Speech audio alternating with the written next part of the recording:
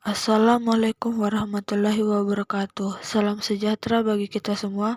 Shalom, Om Swastiastu, Namo Buddhaya, dan salam kebajikan. Di sini kami dari kelompok 9 akan membahas tentang materi tentang perkembangan konsep diri individu, di mana kami terdiri dari 3 orang. Yang pertama, Gracie Fiarosa Saragi dengan NIM 3243111031. Yang kedua, Martina Barusi Hotang dengan NIM 3243111047. Yang ketiga, Anissa Fitra dengan NIM 3243311012.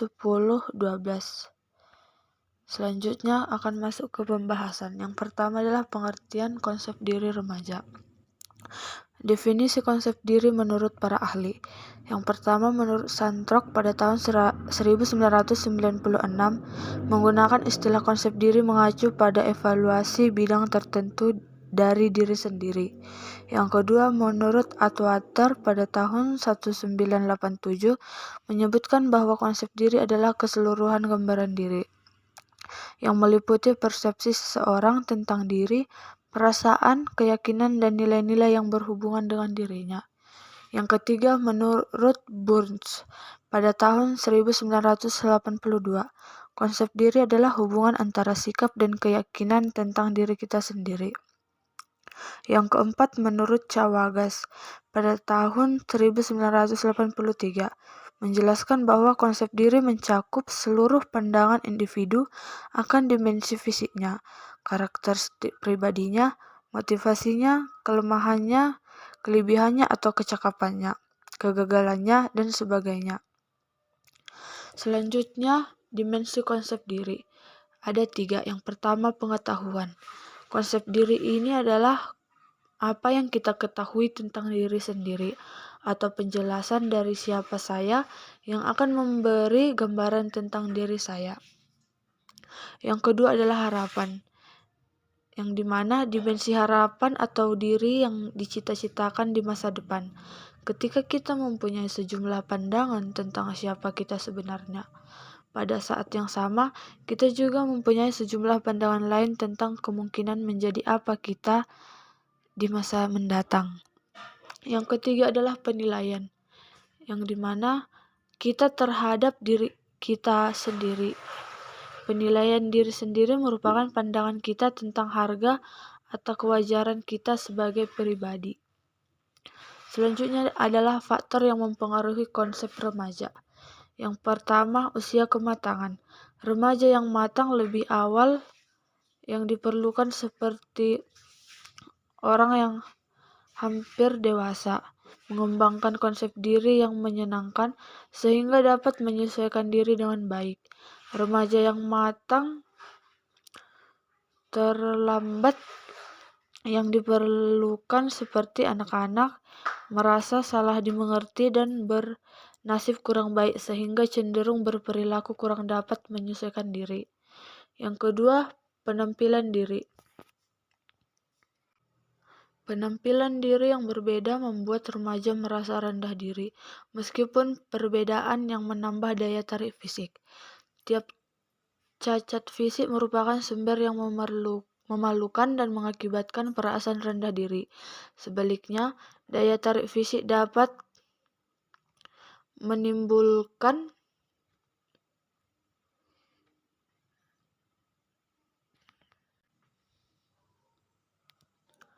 penilaian yang menyenangkan tentang ciri kepribadian dan menambah dukungan sosial. Yang ketiga, nama dan julukan remaja peka dan merasa malu bila teman-teman sekelompok menilai namanya buruk atau bila mereka memberi nama, julukan, atau label yang bernada cemoohan. Yang keempat adalah cita-cita. Bila remaja mempunyai cita-cita yang tidak realistik, ialah akan mengalami kegagalan. Yang kelima, hubungan keluarga. Seseorang remaja yang mempunyai hubungan yang erat dengan seseorang anggota keluarga akan mengidentifikasikan diri dengan orang ini dan ingin mengembangkan pola kepribadian yang sama.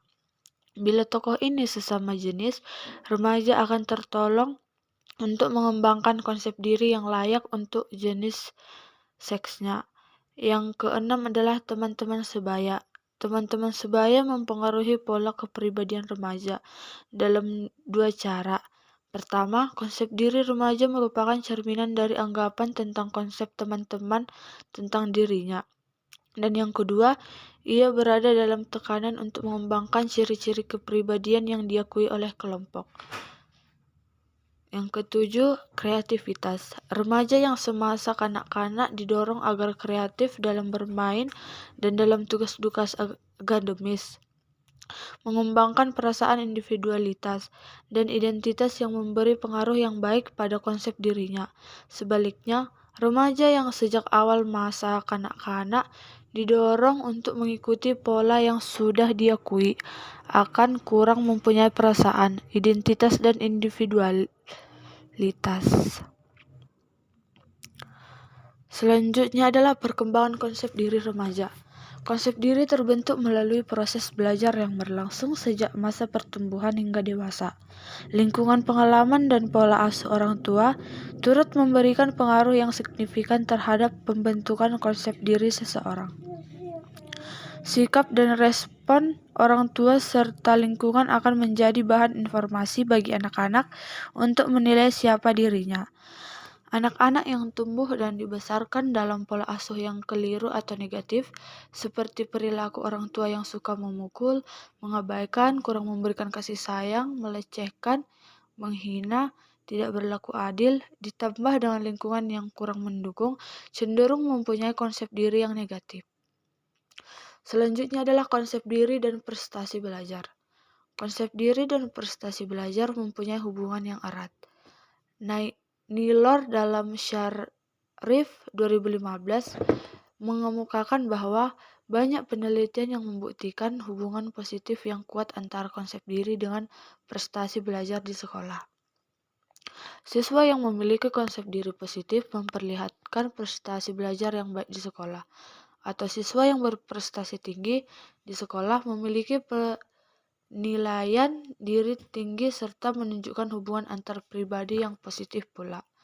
Mereka menentukan target prestasi belajar yang realistis dan mengarahkan kecemasan akademis dengan belajar keras dan tekun, serta aktivitas-aktivitas mereka selalu diarahkan pada kegiatan akademis.